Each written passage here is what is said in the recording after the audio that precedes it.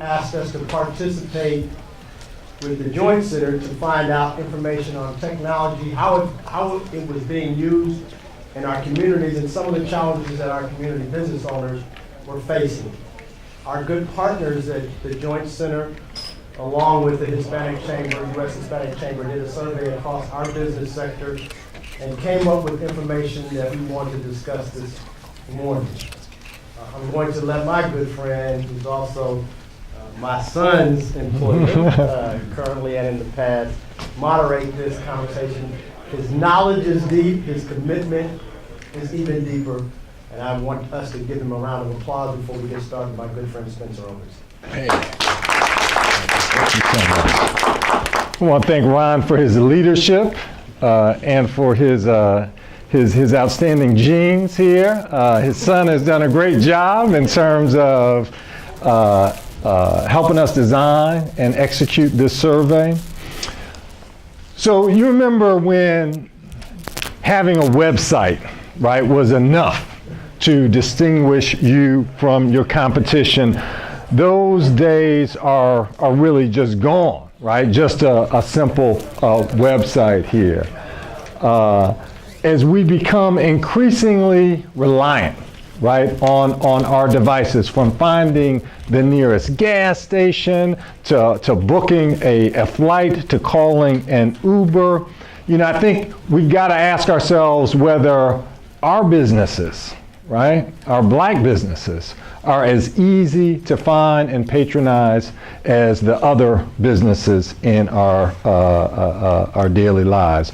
Beyond the ease of findability of tools like, you know, Google My Business, right, and the streamlining business operations of cloud computing, other tools. Savvy businesses are using data analytics. They're using online funding sources and other tools to increase their market shares, to increase their revenues, to help with the scaling of their companies. Ron just mentioned our survey, a great partnership here. We appreciate it. I also want to thank Mia Woodard for her just outstanding leadership. I'll just say this really is Mia's brainchild here in terms of us really documenting and how do we get the data and how do we move forward. So I want to thank Mia Woodard for her input and help and leadership. I'll give some more. I'd ask you, and I'm going to ask you again, if you could please take the survey, right? Please take the survey.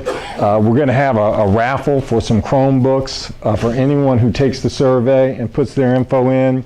I think David just sent out the link again, or he's about to send out the link again to anyone who's here. So please take the survey if you haven't already taken it. Let me just talk a little bit about the Joint Center before we get to our esteemed speaker here. Joint Center, black think tank, founded in 1970. Right?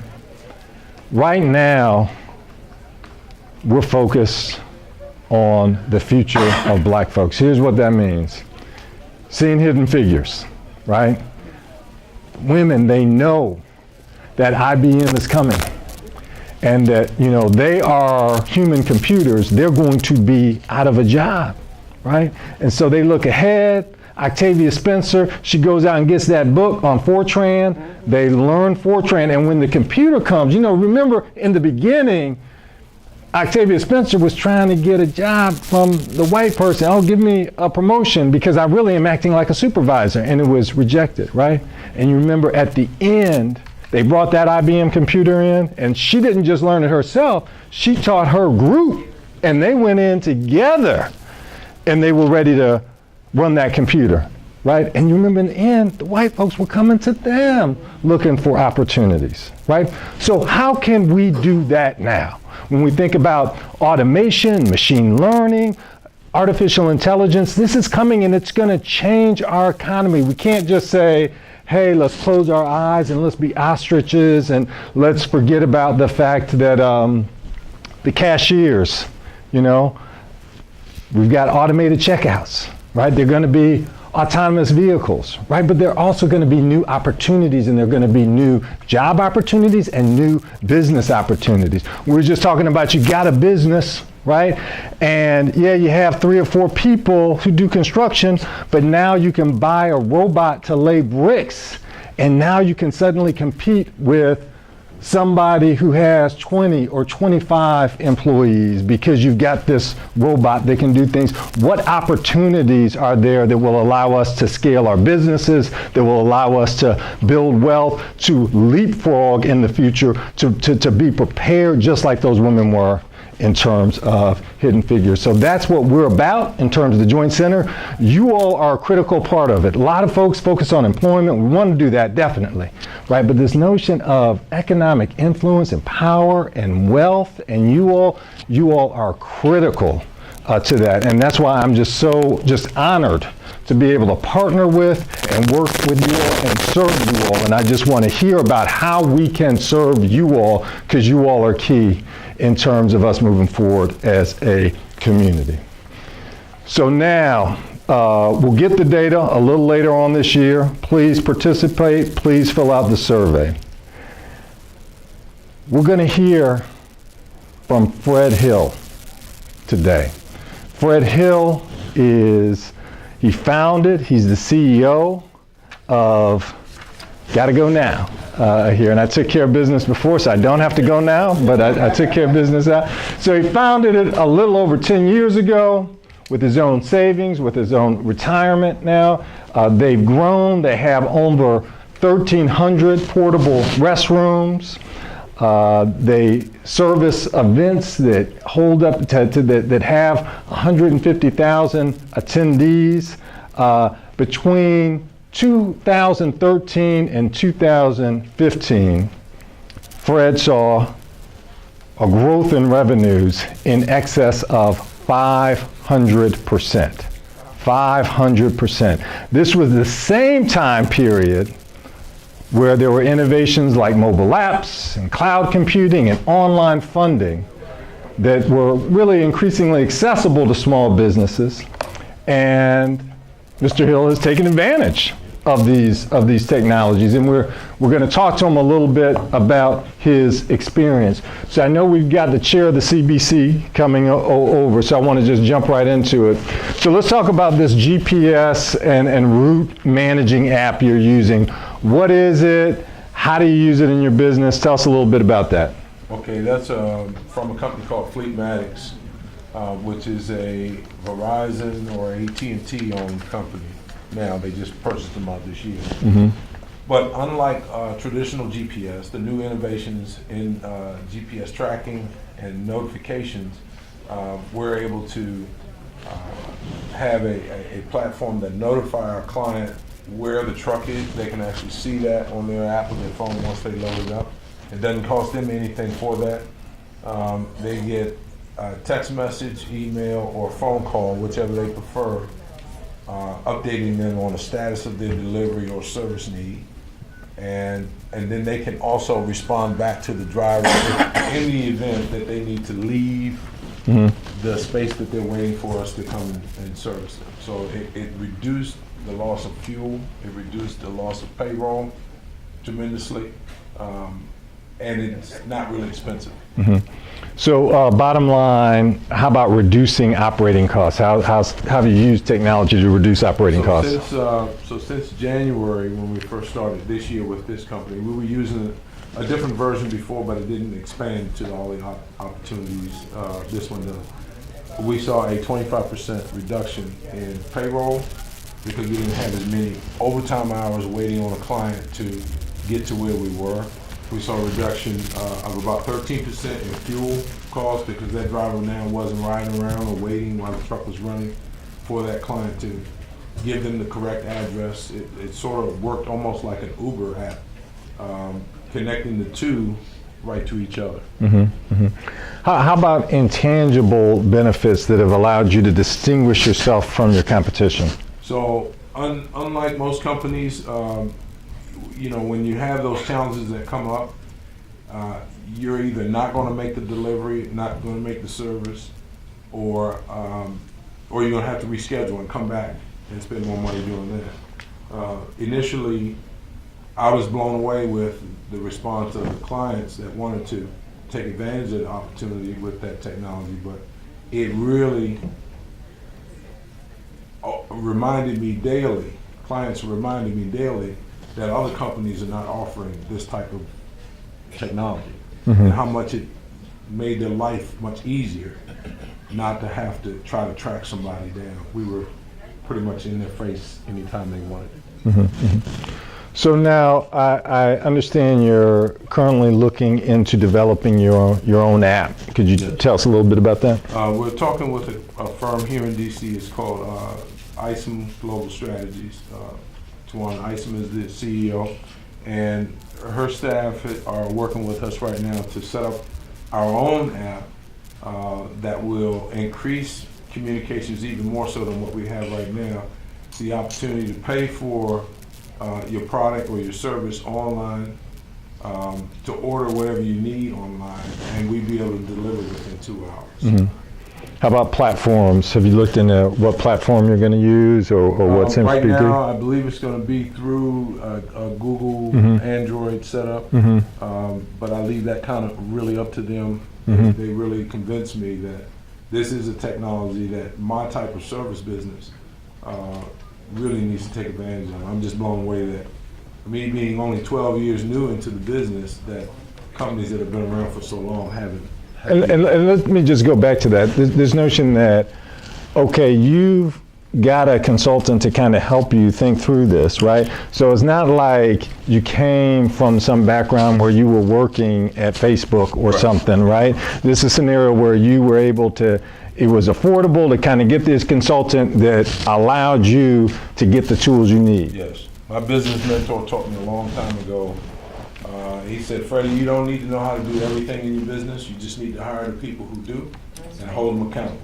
And the moment that I began to practice that, I got a lot more sleep at night because I wasn't working 24 hours a day, only 23. Now, you've had a website for a while, but you're looking to do some upgrades right now. So what kind of features are you thinking about adding? What's the upgrade look like? The app on the phone and the website are going to be able to speak to each other simultaneously. So if you're at your desktop and you want to do business with us, you can do it or on your phone, and then those two will communicate with each other. It also communicates with the route manager. It also communicates with the order processing office. And if it has to do anything with employment, it communicates with the HR division, the compliance division. So if an order is placed for a particular military installation delivery or what have you, we now have the data that says this site needs this specific information before we can access the site at the time we place the order, so that when the driver goes to make the order, it's all there electronically. And a lot of the security offices now at the military installations have that capability of just looking you up right through the barcode that we show when we go in the gate. Social media, are you on social media? Yeah, so we use Facebook, we use LinkedIn.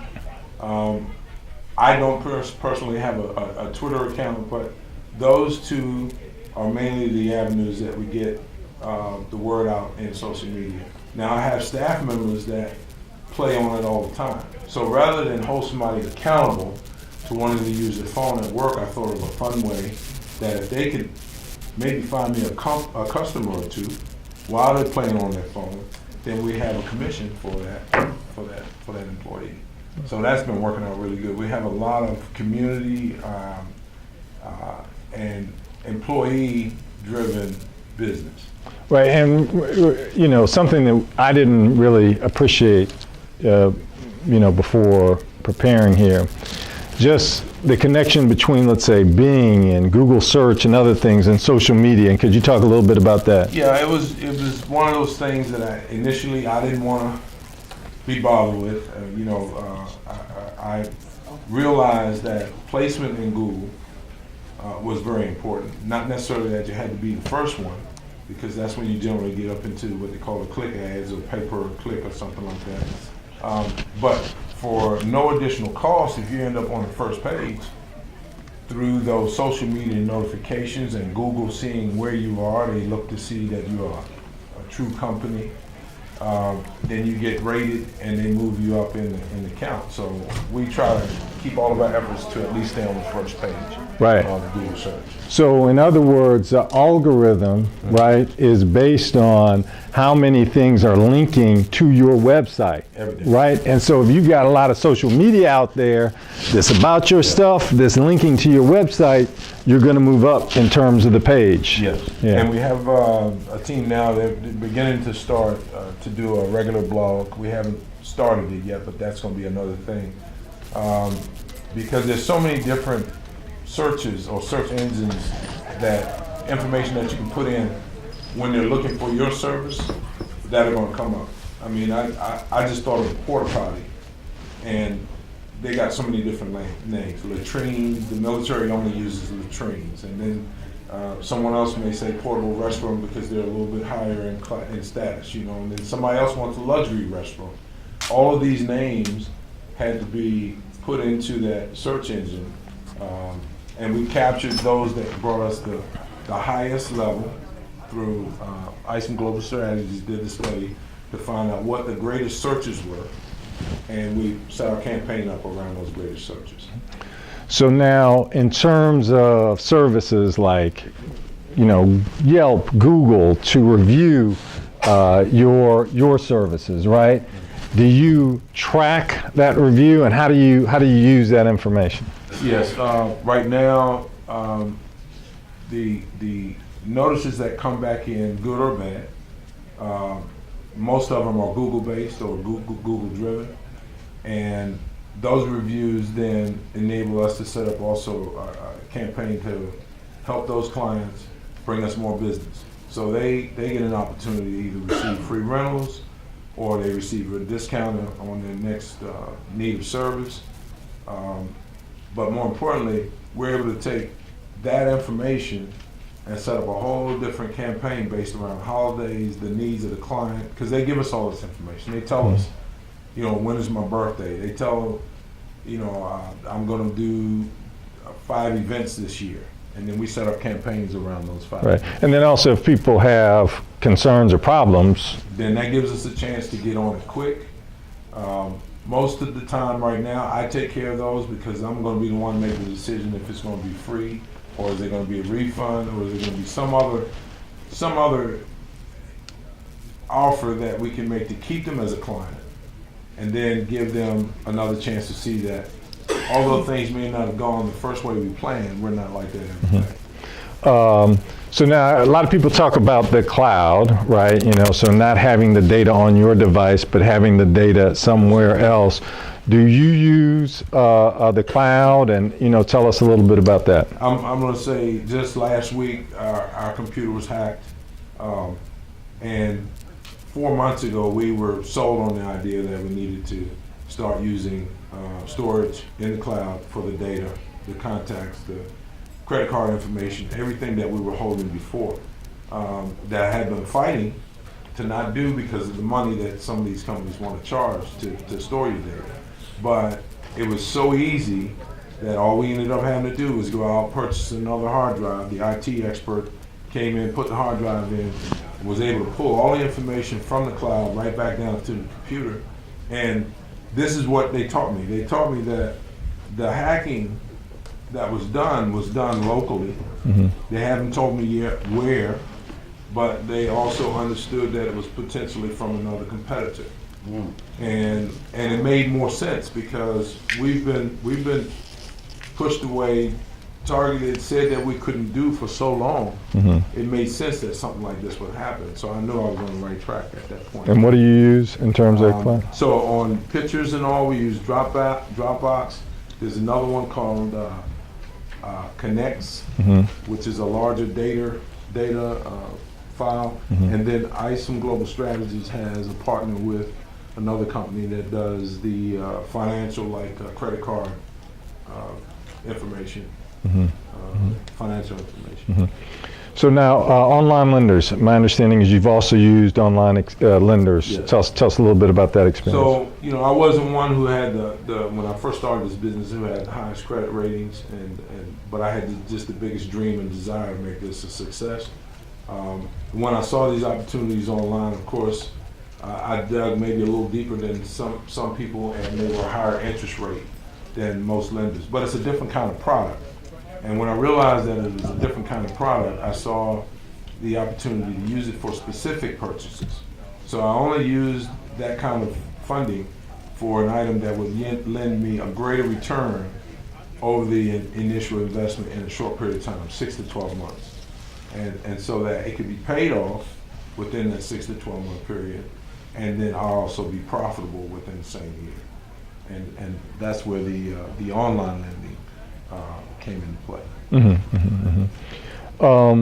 So how, just if we're starting about in terms of you getting into business, how did you originally find out in terms of technology? You're just kind of starting out. How do you figure out what's going to be useful to your business, or how did you figure it out, and not like have some snake oil salesman have you spend a lot of money on stuff that really wasn't going to yield some returns? How did you find out about tech? My response was pretty much the same with everyone who had approached me with their product, and that was, I'm broke. I don't have any money. If this thing costs a lot of money, let me save you and I both a lot of time right now. And that was probably 200-300 phone calls that ended up that way, until one day I had a chance to meet Tawana Isom, who's the president of Isom Global Strategies, and spent some time forced to sit by her on a plane, ride home, for her to tell me that these are the opportunities that you have with the technology that's out here, and how this can really benefit your business. And then she gave me the price. And I didn't do it. But it wasn't long after that I realized I wanted to take my business to a whole different level. I didn't just want to be here in Washington, D.C. Right now we have campaigns that we're going to be setting up in 5 different states after 2018 comes in. So if there was somebody who said, hey, I'm a believer, but I just don't know where to start, right? Like, where do you start? It's all kind of a big maze here. I can't do everything overnight. Where do I start? What's your advice? My initial start was to the local DSLBD office, government opportunities that were within Washington, D.C., because they say, as we heard other panelists speak today, of the opportunities that were here. And so I began to look and see what my business could do with the local opportunities right in my backyard. And as we grew, then we went a little further outside of that jurisdiction into the surrounding counties. And that's about business generally? Yeah. Okay, how about in terms of tech? Hey, I got a business, but we're all paper or whatever. How do I get moving? How do I get started? What would you say, here's the best place to go to just kind of get moving in this direction? I will say that our Google team that we were assigned to, the project manager they call, was so very helpful, made things a lot easier for me to understand that the majority of our business, when it comes to how we move data through the day, is all done through that type of platform. And so if you reach out to them, then I'm sure they're going to give you the same kind of service they gave me. And it's very, very inexpensive. It's very, I think I pay probably $22 a month for all the help that I get from them for the different programs that we use. That's very cool. Yeah. The calendar, which is free, but you can get with them and they can tell you how that calendar can set up scheduled deliveries for you. It's all programmable for them to do it, but it's very inexpensive. And when I look at some of the softwares that are out here in my industry, $30,000, $40,000, $50,000 to do the same thing, this was amazing. It just required a little more work and have someone else kind of school you along the way. And once we got set up in it, I want to say the last 6 years, this is the only way we've done it. And when you said somebody else school you, did you had to hire somebody, or they kind of had somebody who could kind of work They have with? someone, a counselor that they'll assign with you, Mm-hmm. and based on the number of hours that you think you may need to have support, Right. you pay an extra $5-10 a month. Mm-hmm. That's what you get. Okay. Truly affordable. Okay. And so kind of as we wrap up here, and before I ask folks to please take that survey here that should be in your box, please, it's mobile friendly here, please take the survey. Any kind of parting thoughts you would have for the group here? The one thing that always comes to mind, because I hear and I talk to a lot of different business owners or people who want to start businesses, and it reminds me of where I was when I was at that point, was that the dream was greater than the response that was coming in from the people. And it caused me to sidestep some of those folk who were trying to give me counsel. And I remember some time ago that an older gentleman told me that if you want to learn how to become a millionaire, don't ask a broke person, you know. And it resonated in me so much so that each time I had someone that would come with constructive criticism, I held them closer to me, because they could be that next client that might not like what I have to offer, if only they tell me what I got to do to make them like what I have to offer. And so we started with one of the things that stuck out in our industry is that people were just taking too long to get a good, clean, portable restaurant. Now we're known in the city for having some of the best portable restaurants, cleanest portable restaurants, delivered fast, for any of the services that we provide. Not only just portable restaurants, but temporary fencing. We have luxury trailers, shower trailers. We do tables, tents, and chairs, generators, lighting towers. All of these services spun off of that original porta potty dream. Mm-hmm. So we certainly appreciate this, and as we move forward in serving folks, that survey data is important because it allows us to serve you all. It allows us to figure out what's valuable in terms of programming, in terms of resources, in terms of how we serve you all. So certainly, please fill out the survey, because like I said, it's critical in terms of us serving you all and helping increase revenues and capacity and all that. So, Mr. Hill, thank you so much. I appreciate it.